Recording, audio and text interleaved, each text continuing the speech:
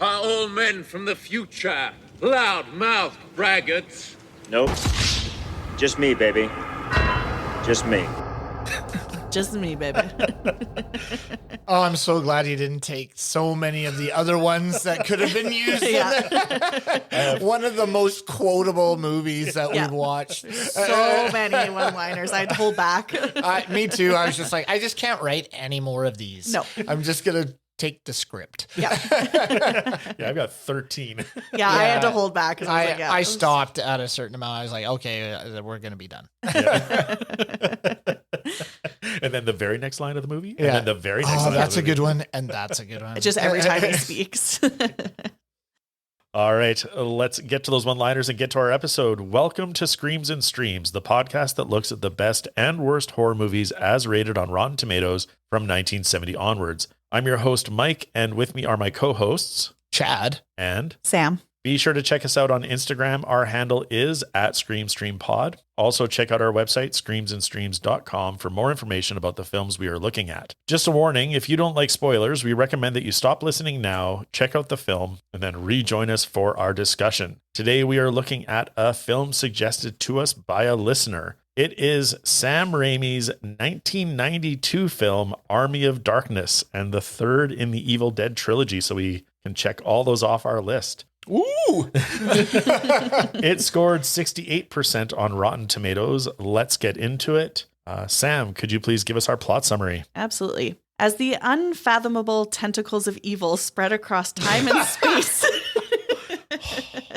Ash finds himself whisked off to another dimension right after the supernatural events of Evil Dead 2. Now, trapped in the distant Middle Ages, around 1300 AD, battle-scarred Ash must fight tooth and nail against some old adversary he confronted in the Evil Dead 1981. However, this time he's neck-deep in trouble. Not one, not two demons, but the entire army of darkness is after Ash, thirsting for his soul. And what's more, there's no turning back. Can the guy with a chainsaw and the 12-gauge double-barreled shotgun blast evil to smithereens and save both worlds from the curse of the mystical Necronomicon? Necronomicon. The Necronomicon. That's a mouthful. Yay! I did it. Yeah, you nailed that. Yeah, that's awesome. Oh, awesome. Sorry, what was the first sentence? The Unfathomable tentacles of evil. I spread love through that. time and space. I did too. I was like sold. I'm doing that one. Unfathomable tentacles of evil. Yep. Awesome. Yep. All right. Well, before we battle the undead, let's raise a goblet and drink like a chainsaw-handed king in our sinister sip. All right. Today's sinister sip is Bruce Campbell's Army of Darkness from Drinking with Zombies. Ooh. Well, it is. Cheers. Dark. Cheers. Coffee in that one, eh? Mm-hmm. And beer. Yeah. Yeah. I don't mind that. Yeah, it's pretty light. It's just 1/2 ounce Kahlua, 3/4 ounce Kraken rum, and then you just top it up with a chocolate stout. It reminds me of 88's Vietnamese coffee stout. Mm-hmm. Yeah. I really, really like it. Yeah. It's good. Yeah. Well good done. I think it'd be better on a, not plus 30 day. Yeah. Like a winter day. But Yeah. I like the stouts on like winter, but Yeah. yeah, it's good. I went to the store. I'm like, I want a craft chocolate stout. And the guy's like, in May? Yes. Don't ask questions. It's like, yeah. We're in low supply. Like, I'll check the back. Don't really stock the stouts in the summer months. All right. From thirst impressions to first impressions. Let's see what we thought of this movie as we watched it. Chad, what did you think of this movie? Well, I love this movie. It is a classic. It's one I've watched every year. I think I've seen this a ton of times. Yeah. It's not one that I just, I've seen it 3 or 4 times. I've seen this a lot. I used to show it in my film class when we did stop motion animation. I used to show the skeleton bits as an intro to it. It's funny. It's silly. It's ridiculous. And Bruce Campbell, I mean, this character, I'd love to see him again as an aged. I wish they'd go back and like say Army of Darkness 2 or something and bring him back for this role. My favorite of everything he's done. So it's a good one. I like it. Yeah, and I totally agree. As I said when we did the original Evil Dead, this was the first one in the trilogy that I saw, and I watched them backwards. Yeah. And as a 14-year-old, 15-year-old, I loved it. Thought it was hilarious. All my friends were quoting it. Yeah. ad nauseum, and yeah, watched it multiple times over the years, and just every time it's just as funny, just as fun, just as kooky. And watching it again, I was just, it's just perfect. It's so good.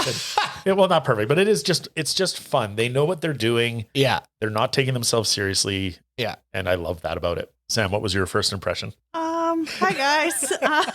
Didn't like it. No, Oh. I didn't. Okay, I didn't hate it. I wanted to like it more than I actually did. And Right. I think maybe I had to be in the mood for a movie like this, but I didn't hate it. I liked it, but I wanted to love it, and it just wasn't quite there for me. There were lots of things that I liked. Finally, the chainsaw hand, I said, oh yeah, chainsaw hand. And then I was like, really? We're back here? And then that's all I had for first impressions. So I liked it. I get that it was fun. I do like the character of Ash as well. I think it was a little bit much, and I don't like medieval time movies. Oh, okay. So I was like, immediately I was like, is it going to be medieval the whole time? And it was, and I was sad about it. Is it going to be medieval the whole time? And it was. And it So was. I still liked it, but I didn't love it. Yeah, unfortunately. Sorry, Well, guys. at the very beginning, it's not medieval. And then that's what I liked. Shop and then I was- S-Mart. Yeah, and then I was like, really? We're back here? Oh, no. And then it goes Oh, through no. the shitty typhoon to the other Yeah, yeah. dimension. And I was like, no, can't, not today. Sorry, enough. guys. No, No, it's all right. fair enough. Yeah. All right. Well, medieval movies are tired and worn out to Sam. Let's see what else is tired and worn out in our tropes hall of shame. And I'm going to start us off with my first trope, and it is the chosen one of prophecy. Yep. Oh, yeah, that one too. Yeah, me too. And the other one, just right from the beginning of the movie, stocks and chains for prisoners as they get marched to their execution. And like, they were so close to one another too. It's like, Yeah. give him some room. Like breathing on his back. Well, I also like how his severed hand could just basically slip out. I mean, if all he did was like pull it down, it would have. I think I have that either in test of time or laugh out loud. Oh, that's my laugh it's out one of loud. those. Sorry. That's the first thing I noticed. Yeah. Every time I watch the film is like, why does he just not take his arm out of that stock? It doesn't make sense. Chad, what other tropes did you find? I had the fog. Yeah. There's an excessive amount of fog in this film. I said, there's fog in the castle, fog in the distance, fog in the hole, and fog in the cemetery. Yeah. Fog is Fog everywhere. in the pit. Yep. Like when he falls in and then it disperses and then it comes back. It comes back. How does that happen? There's just fog everywhere. Yes. So that was one. I had Stranger is the chosen one. I said using point of view shot as the attacker. Oh, yeah. Right? Because it really just like hitting the door, just like the other ones. Yeah. Right? The demons coming in and it's using that point of view fast shot Yeah. to show how it's speeding in. Yeah. Yeah. Yep. So good. Right, Sam? What were your tropes? I had all of those, but on top of the prophecy, like Ash being the prophecy, the old guy knows the prophecy, and he's the old bearded man. Yeah. So I said him. And then my only other one that hasn't been said is hitting a tree branch on horseback Oh, as well. It's always what takes them out. So yeah. that's a good I one. could not get over the fact that the old wise man was Mr. Pitt from Seinfeld. And I was just like, That was Mr. Pitt? that's Mr. Pitt. And so every time he talked, I was just like, all I see him is telling Elaine to go get him socks. Like, I can't. But the elastic sock, these ones don't stay up. Oh my God, I didn't recognize them. That's amazing. Oh, really? No, yeah. Another trope I had is dislike turns to attraction between, Oh, yeah. I don't know the character's name, but she falls in love with Ash eventually, or at least, goes to bed with Ash eventually, I guess. I was like, The love late- is. The lady that lost her brother, the damsel. I Yeah. don't even know her name. Yeah, what? Well, not. Oh, That's Sheila. not a surprise. Sheila. Sheila. Don't know Doesn't many even- names ever. The trope is Chad not remembering. Yeah. And my last trope is lightning resurrecting the dead. Oh my God. I'm so Oh, sick of yes, lightning all the time. I'm Yeah. just tired of horror movies and lightning. Like, Yep. come on. yeah. Find Electrocution. another way to reanimate. I feel like it's gotten worse like this last few Yeah. weeks of movies. They like, really nail it in the 90s. like late 80s, like yeah. early. Yeah. I don't know It's what just it is. all the time. And it doesn't look good ever. Like No. there's not hasn't been one that we're like, holy fuck, that stood the test of time. Yeah. It's always been in No, what doesn't it's- hold up. exactly. It's got that bad blue aura around it all the time. Yes. And the sound effect is always so horrible too. Like Yep. in Needful Things, it was. Yeah. And it's like, what is that? Now that it's the third time that Ash has had to face the deadites, What could he have done to avoid this horror? As we get into the don't go back into the house section, Chad, what do you have for this category? Well, the obvious one is when you see a creepy cabin, don't go in. Yep. And don't read the incantations of a Book of the Dead. Like, I don't know. Yep. I think that would have avoided the whole thing. His girlfriend would have lived. I loved how the girlfriend this time is Bridget Fonda. Yeah. She's changed 3 times. Yep. Yeah. But yeah, don't mess with that book. Don't touch it. It's gross. Yeah. If I walked into that cabin, first of all, I would have been like, seriously, we're staying here? I wouldn't have stayed there. I don't think so. No. Yeah. Let's go back into town and get a hotel. Or I'll just put my tent up. That would have been better. I will sleep in the backseat of the car. Yep. And then walking in and seeing that book, I was like, yeah, I'm not touching that. Ew. It's made of human skin. Like, Jesus. Get a brain. And don't read the Latin. Yes. Yeah. Never read the Latin. All right, Sam, what did you have that would have stopped this from happening? That's exactly. Don't stay there. Ew. Like, go away. Go home. Yeah. For me, it was just memorize the 3 words. Oh, yeah. When he's like, yeah, I've got it. It's just clatu, bravado. That's actually in my laugh out loud. I love that line. Well, let's get to those one-liners, Chad. And why don't you start us off? Yoshi, bitch, let's go. That one too. There goes one of mine as well. Yeah. And I'll try not to I'll try to leave some of these. I hate taking everybody's. Keep your damn filthy bones out of my mouth. Oh, yeah. That one too. Those are my first 2. Go ahead. All right. Sam, what did you have? When he goes and sees Henry the Red for the first time, Henry goes, I am Henry the Red, Duke of Shale, Lord of the Northlands, and leader of its people. And then Ash goes, well, hello, Mr. Fancy Pants. Well, I've got news for you. You ain't leading but 2 things right now, Jack and shit, and Jack left town. Yeah. I had that one too. I It's like my favorite one. It's so good. Well, hello, Mr. Fancy Pants. I love, like, they're facing impending death, and he's still just well, kind of hello. So sarcastic. So Okay. And then my next one is Sheila's like, you found me beautiful once. And then Ash goes, honey, you got real ugly.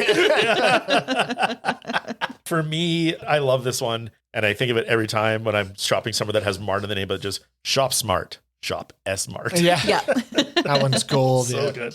And then when they're at the pit and it's like they're trying to push them in or whatever, and the old woman in the crowd, into the pit with those bloodthirsty sons of whores. Sons of ours. All right, Chad, what other lines stood out for you? As she's eating a big loaf of bread. Like, she just has this loaf of bread and she's chomping on That's it. like one good thing of medieval times is just being able to just eat a loaf of bread willy-nilly. okay. That's all they had. Nobody cared about carbs. No, It's no. just, we're Now eating we the get bread. shamed. Yeah, that's right. That's too much. Of course, I had give me some sugar, baby. Oh, Yeah, I had that one too. That's my. We almost needed a bingo card. I know what you could say, and then she comes in and he just says, "Oh man, baby, that's just what we call pillow talk." That was my other one. Sam, what other lines? All of mine have been taken. Oh, yeah, I'm sorry. no, it's fine. I'm glad you guys got to say them. There were about 100 more in the movie. You know? Well, so Yeah, I held back. I picked my Yeah. favorites, and then y'all got them. You can take one of mine if you want. No, I got you this guys- one here. Yeah. You guys go ahead. I have, after he fires the shotgun, he's like, this is my boomstick. Yeah, I got that one. Yeah. And then I love this because he goes from like the reluctant participant to hero, but I don't want your book. I don't want your bullshit. Just send me back to my own time. Yeah. Yep. Chad, what else did you have? I only had one more, and it's right after he gets out of the pit, and he's just like, "All right, who wants some?"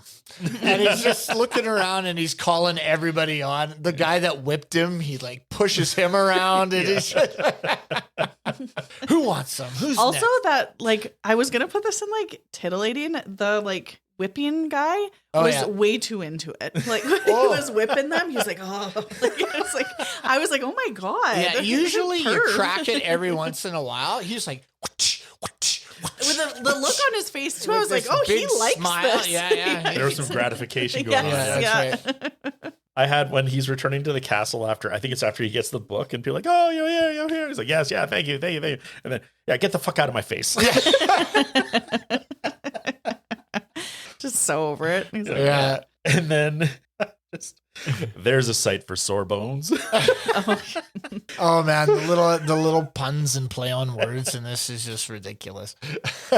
My very last one is towards the end where it's say hello to the 21st century. And I think it's his car, maybe? Yes. I don't Yeah, know. it is. Yeah, Because he when he comes out with busts it. in. Yeah. with it all like decked out and Yeah. stuff. Yeah, he's got all the blades going and stuff like that. Yeah. All right, these lines will always stand the test of time, but not everything does. So some stuff did not hold up over time. Let's get into what doesn't hold up. And I'm going to start us off. For me, my only thing, because I love this movie, was Arthur's bangs.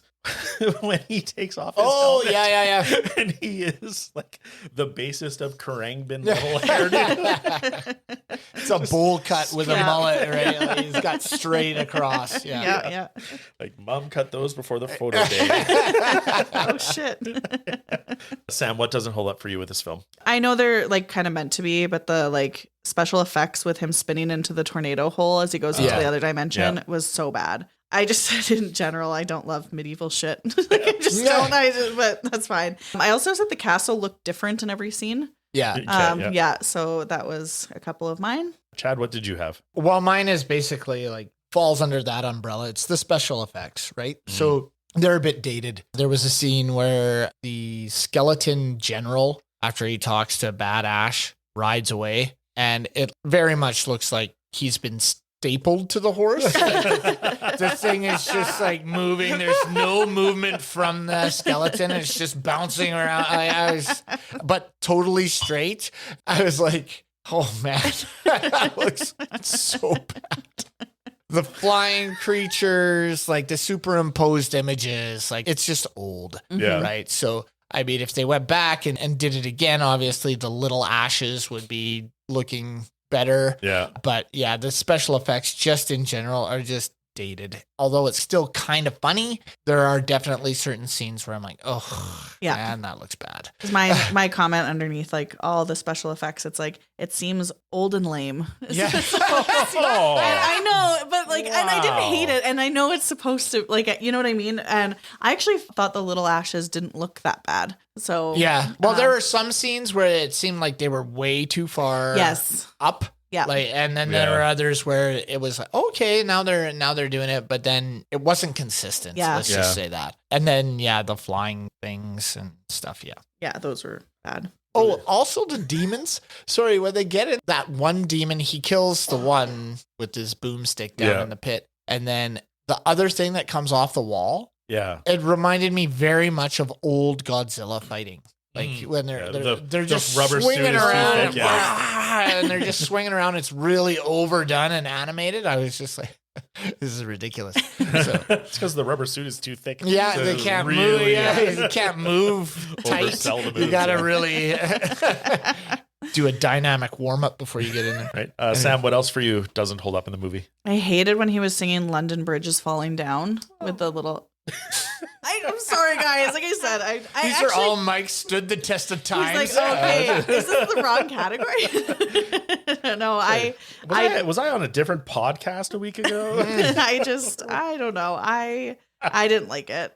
So Sorry, when does he sing that? I think when he's fighting the little ashes, he goes London. Oh, Yeah. right. Yeah. Oh, and he stomps on him, right? Yeah. Okay.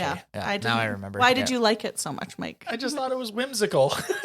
Just loves the whimsical, just a whimsical Is he scene. stomping on these bad guys? Yeah. It was a flight of whimsy. Neat. Fair enough. Or should I say groovy? Groovy. Groovy.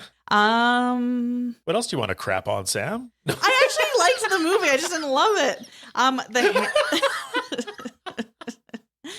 it. Rude. My last one is the hand in that time period just doesn't make any sense to me. The medieval hand that he makes? Yeah. Yeah. Well, we're going to fight him with science. Yeah. That's what's. Welcome to the 21st century. I did like the chainsaw more. I wish I would have kept the chainsaw. That's what I like. I think that's why I didn't like it so much because I've been expecting this chainsaw for so long and then it was there for not very long.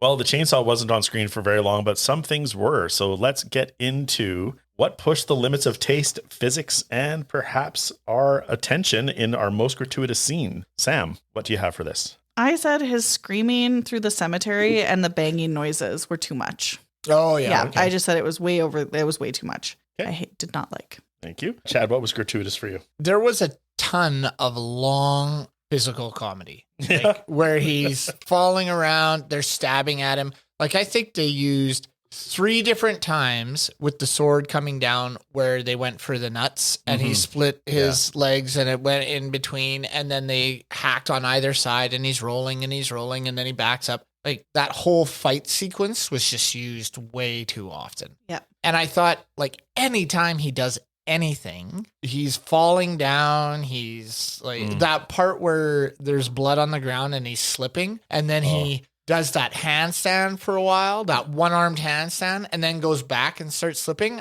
My note was, this is very Three Stooges. Yeah. Like, we've just got a bunch of this physical comedy, and it's just, we're doing it here, we're doing it here, we're doing it here, we're going to do it over here. Yeah. And so I just thought it was a little too much. I can't remember when he was slipping like on his feet. Was it like whoop, whoop, whoop, whoop, whoop, whoop? Did they do that like cartoonish? Like, The sound effect of they had the sound effect of his feet hitting like, but they didn't have that whoop, whoop, whoop, like or whatever. But he was swinging his arms and going whoa, and it was just like, oh man, this is a little juvenile for me. I think when I first watched it, like in high school, I thought it was funny, but right now, I rewatching it, I was just like, oh, all right, this is a bit much. Yeah, because the Three Stooges fight scene in the kitchen with the dinnerware was good. Yes, and like the poking the eyes and whoop whoop whoop whoop. But yeah, this was over the top. Yeah. For me, I just put like Ash hitting his head on the pipe in the windmill. Oh like, yeah, over and over and over. Yeah. It was just like, ugh, this is dumb. They found a joke and like, let's stick with it. Yeah. Forever and for the whole film. over and over and over again. Yeah. All right. Well, was it scary, sexy, or just Ash being a horn dog with a chainsaw? Let's dissect the vibes in terrifying or titillating. Chad, you're the only one with something for this. Go ahead. Well, I thought it was pretty sexy when he beds the dame. Sheila? Yeah. When he takes She has a name, Chad. Sorry, I don't remember her name. And yeah, she just slaps him. Like, this is very old Western Clint Eastwood. Yeah. Or one of those where the man just takes it, right? Yeah. So she comes, she hits him, she's all upset, she starts storming away, and then he just turns her around and this passionate kiss, and then the next thing you know, they're having sex together. Not a long scene, very quick, but that is probably nothing terrifying in this film. No. Probably the only titillating moment in the whole thing. Yeah. So that's what I put in. I think too, like, they are a trope in itself. They're the two most attractive people. Yeah. In the because show. Arthur's Like, bangs are doing him no favors. And there's always one like super beautiful girl. Yeah. And then she falls in love with the stranger that comes in. And there's nothing between Arthur and her either. I thought there would have been, because to complete the trope would have been a love triangle. Yeah. But they didn't do that. I just love how she comes up and says, "Oh, my brother fought with you. Where is he?" And he's like, "He fell in battle." And that's all they have together. Yeah. Yep. Chad and I love this film since we saw it in high school. So we're going to look at reasons why as we get into what stood the test of time. And my first one is just the title sequence where it says Bruce Campbell versus Army of Darkness. Oh, yeah. I just thought it was a great way to show the stars. Instead of just in Army of Darkness, it was versus. Yeah. So that bit meta. And the other test of time that I had was, I know there's the trope of hitting the branch, but I thought the chase on the horseback, when Ash was on the horseback, was actually fairly well shot and like high stakes, good energy. Oh, well yeah. done. Yeah. It wasn't that comedic Yeah. way they usually shoot things in this. Like, he didn't turn backwards on the horse and like or a fall Ichabod underneath crane it. Yeah. or whatever. Yeah, Or the saddle or slides goes underneath or sideways. something. Yeah. Suddenly he's chasing the people chasing him. Yeah, exactly. Yeah. All would have been great. No. What could have been. Chad, what stood the test of time for you? I'll say Bad Ash's makeup. I thought looked pretty good. Yep. I liked how he was so ripped apart. Yeah. At the end, and his jaw kept falling out. That like they really. And then he had that stupid rope around his face so his jaw wouldn't fall. Oh, man. It's just so stupid, but I found it funny. Yeah. So that I like Bad Ash. He stood the test of time for me. And then just, I'd say 80% of the comedy still holds up. Yeah. Like the one-liners, the way he acts, like Bruce Campbell's character, Ash, is just funny. That stood the test of time for me. Sam, what stood the test of time for you? I pretty much had everything that Chad just said. I said the humor, like the legacy of the series, you know what you're going to get with it. Ash's character and Bruce Campbell, the one-liners. Yeah. The other thing, and I did say the makeup as well. And then I also said I liked the transition scene where it goes from the shoulder eyeball. Oh, yeah. It goes and it actually splits Ash. I thought was actually pretty well done compared to a lot of the effects. So I thought they did a good job with that. And I had two-headed Ash as well. Like the effect of it, but also just his mocking tone. It's just so good. I'm good Ash. I'm bad Ash. I'm good at two-shoe. Get it too. The dance and the punch, I was just like, oh my God. And then, although it's a bit overdone and it's a bit cheesy, but I did enjoy the stop motion just because of the context of the movie. Okay, yeah. Like it was very Clash of the Titans level stop motion. But knowing what this movie is, I'm glad they did that as opposed to CGI or digital effects. And I did like the skeletons in particular. Like I liked, I thought it was fun. All right, well, this movie is more Three Stooges than The Exorcist. So let's talk about what made us laugh out loud. Sam, what made you laugh in this movie? I laughed when they were stabbing the car with the swords at the beginning. They're like, ting, ting. I thought that was kind of funny. And then I also chuckled when the book bit him on his finger. He's like, Not that one. All right. Chad, what made you laugh out loud? Well, the messing up the words, I said, is just a classic where he just kind of like coughs through it. And then when he gets asked about it, he said, well, most of them. Did you say the words? Oh, mostly. They got the gist of it. Yeah, it's like, no, you have to say They're very clear. That's the exact 3 words. He made him say them 3 times. Yeah. And then he's like, I got it. And then he messes it up. So I thought that was hilarious. And then some of the skeletons made me laugh. Oh, like they're little stiff looking. Like the way they look and the way they fight and stuff, I thought was pretty funny. And same with me. The skeleton, there's one that's he like spikes the camera just like and then blows up. That's so good. And the skeleton's running away. So good. All right. So some things made us laugh so loud that we might not have been able to hear the film, but let's talk about the sound as we get into what was eerie or ear-splitting. Chad, what did you have for this category? Well, I said I had one, but I'm really kind of thinking that the music was okay, but I wouldn't say anything really stood out as far as music or trying to build tension in that way or anything like that. I thought the sound effects were good. When he comes in and hits the skeletons with the windmill, like he's just cracking them. Chainsaw is awesome. So I thought those were well done. But as far as music goes, I can't say that anything really stood out for me. For me, on the music side, I just put the music was well balanced. So good. Yeah. I had nothing to say, so it means nothing was offensive or over the top or exceptional either. But just kind of was there. Yep, it existed. Right. So the music didn't stand out or make us feel jarred, but maybe some other stuff did. Let's get into the things that made us say, what the fuck? Sam, what was your WTF moment? Just the little ashes as a whole. I was like, the fuck? Like, come on. And then they're like, Yahoo!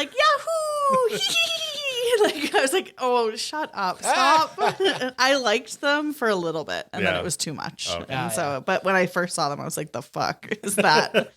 Fair enough. Chad, what was your what the fuck? Mine was the eyeball. I remember watching it the first time and he's, what is that? And then when he rips open his shirt and this eye is there, I was like, what is, and it's looking around and stuff. So that was my, going back and remembering that was my what the fuck. Now I've seen it so many times. There was nothing that really shocked me that way, but I would say that one originally got me. For sure. So there were some scenes that were jarring or baffling. Some were badass or ridiculous, but some were so good we had to hit rewind to believe them. So let's get into our back it up moments. And I'm going to start us off. And there's so many things you guys didn't enjoy, but I did. I enjoyed Mini Ash versus Ash in the windmill. So I could back up that scene again. I enjoyed it. When he uses the spatula to lift his face off of the stove. I rolled my eyes. I was like, seriously?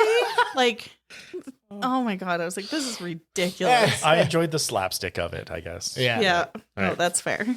Okay. Chad, what was your back it up moment? I would say my back it up was the end where he falls on the catapult. Where Bad Ash falls on the catapult. Oh, okay. When he's got the eyes, like that skeleton is the only one with the eyes. And then what does he say? You're going for a trip or something. like that, he says some one-liner and then hacks it, and then away he goes. I don't believe the explosive would have attached to the bottom of the skeleton as it did so well.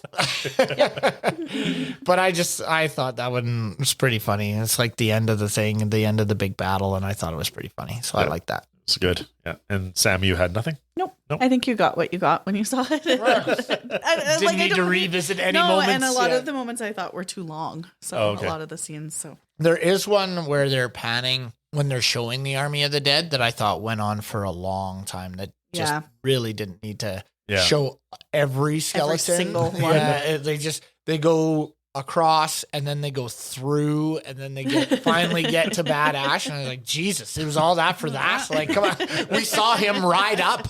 We knew he's there. Like, we already know. Yeah, so despite showing us all the detail of the skeleton army, there might have been some things that weren't perceived by everybody. So we're going to get into what was hiding in the shadows. Sam, what do you have for this category? I just had a question to pose to you. Would you rather fight one big Ash or a bunch of the little fuckers? Oh, one big. You think? Well, if they could have coordinated better, Yeah. I feel like they could. they did tie him down. If they, But barely. Like, it was like... but he "Ding." was asleep. Yeah. So if they could knock him out, tie him down, and then stab the hell out of him, they would have killed him. Yeah. Or even like the one that went inside. Like the only way he killed the one inside its stomach was to drink boiling God. water, which Makes makes zero no sense. sense. Zero sense. I have in that questions at all. about that. I have questions about that. That is like, how do you like? I get upset when I burn my tongue on coffee. Upset. This guy's like chugging, and where did the come from? Yeah. How did when it did heat he up start so it? quickly? Yeah. The little Ashes wanted tea, so they started a kettle. I guess. Ridiculous. So for me, I just like the little detail of the mini Ashes came out of the broken mirror. Yeah. And so their missing hand is the other hand. So for the mini Ashes, it's their left hand because Ash is missing his right hand. I like the fact that, because at first like, that seems like a mistake. I'm like, wait, no, they came out of the mirror. So it would be reversed. Oh, yeah. Interesting. So, I didn't catch that. Good attention to detail. Mm-hmm. And then the other thing that I had was just at the very end when he parks the car in the cave and then he blows it up to like lock himself in. And then he turns on all the lights. It's like, you're going to sleep for 600 years. Those lights are going to last 1, maybe 2. Yeah. So it just didn't make He's sense. such a mess up. Like, Yep. like he not only does he start this massive war because he can't remember the words, but then he can't count the drops that he needs to put in his mouth. Like, I was just, come on, man, you gotta do better. Yeah. And Chad, you had nothing for shadows? I just had a question about his shotgun because it just kind of appears when he walks in. There's nothing in his holster right up until he gets basically out of the pit. Yeah. Then all of a sudden the shotgun shows up and he's boom, this is my boomstick. But for any other shot right up in there, for the first 20 minutes of the film, there's nothing in that holster. Yeah. So it just appears. Right. Yeah. And he never has to reload. But that's a common thing in the 90s films is like nobody reloads guns. Yeah. No. They just go forever. Even when it's a double barrel. They do the big, like, and Yeah, then that's it. and that's then it. they're And then set. bang, bang, and then they can shoot everybody. Yeah. Yep. So that's how guns work, allegedly. Yeah. All right. Okay. All right. Well, this is the third in a series. So did this get it right finally, or did other ones that came before do it better? Let's get into our Fright Done Right. Chad, what would you say for this one? Well, when you're doing comedy horror, it's a different genre. Some people really, really take to it and some people don't. I think for what this film is as the third rendition of, Evil Dead and those ones, I think it was fine. I think it did it well. Yeah. Like if you're looking for something scary, no. Yeah. Like, if you're looking for demons, like Evil Dead Rising is more gross and scary than this one is. But if you're looking for just, a fun time, other than Reanimator, like this was good for what it was. Yeah. And Sam, what did you have for this category? I just kind of like compared it to the other two. And like I said with the second one, the first one is the best out of the trilogy, I think. Yeah. So I don't think that can be, beat. So for sure. For me, I agree. I think the other films did it better. 1 and 2, I think, I liked 1 and the second half of 2. So you could edit those together to make one really great movie. And then as far as, horror comedy, I think Reanimator still holds that for just absolute laugh out loud, scary movie, but not that scary. That one, Dead Alive, but yeah. All right. Okay. So as we watch this movie, we also cracked open the real Book of the Dead, or as we know it, the internet, to unearth some killer trivia about this movie. Sam, what were some of your bonus features? Bruce Campbell said that in order to make it appear that the chainsaw was always running, tobacco smoke was pumped through a tube that was slid up his pant leg, up his shirt, and into the chainsaw. Wow. Yeah, which I thought was pretty cool. Sam Raimi as a whole is known for coming up with new dialogue right on the spot. He came up with the "Gimme some sugar, baby" right before the scene was shot. Bruce Campbell thought it was the, quote, "the stupidest line I've ever heard," end quote, but Raimi insisted that he say it. So that's so good. And that's the thing. It was one of the ones that stood out. So I think it was a good choice. For the Evil Deads, this one did okay. It was a $12 million budget, but it's interesting because they started with $8 million and then they went back like, we're going to need a bit more. And so then they added, I think, it to 10, and they're like, okay, well, we need to go a bit more. So it eventually ended up at 12 million, and the box office was only 21.5. So I think it was very niche to the fans. Well, I think it's really it's considered a cult classic, which means it never did well and found an audience after, right? Yeah. Well, and that's the thing too. Like I'm like, after the first one, I was like, so I watched it. I was so excited to see the second one. And then I wasn't like blown away by the second one. So I think by the third, I was kind of like, kind of done. Yeah. Fair enough. It had better life on video. And then just speaking of the budget, after principal photography was wrapped, they decided to go back and shoot a new ending, and production monies were completely fully tapped out. So Sam Raimi, Bruce Campbell, and producer Rob Tappert put up $1 million of their own money to shoot the new ending. Oh, and what was the new ending? I can't remember what the original ending was. I don't know if the theatrical ending was, I think, doesn't he go back to S-Mart? I think he goes back to S-Mart. Yeah. And then the reshot ending, I think, was the 100 years too far. Too low. Too far, and then the desolation of Earth, which makes no sense because you've got London and like Eiffel Tower. Oh, they just threw everything in that one area. Yeah, I know. Chad, what did you have? I had, during the scene where Ash is being pelted with rocks, fake rocks were used. However, to get a more realistic reaction out of Bruce Campbell, and partially as a prank, director Sam Raimi pelted him with potatoes. And my God. This cut was used. Raimi also told the special effects people to make the fight choreography as difficult as possible for Campbell. Make him go through torture. Since he had to memorize his complex set of moves against invisible enemies that would later be added in post-production, Campbell would be cussing and swearing to keep up, and sometimes take 37 takes to get it right. 37? Yeah.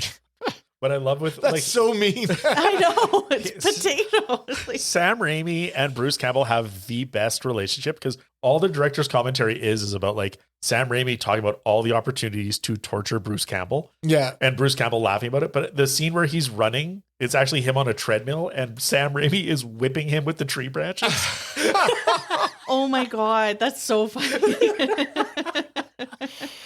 Oh my Lord.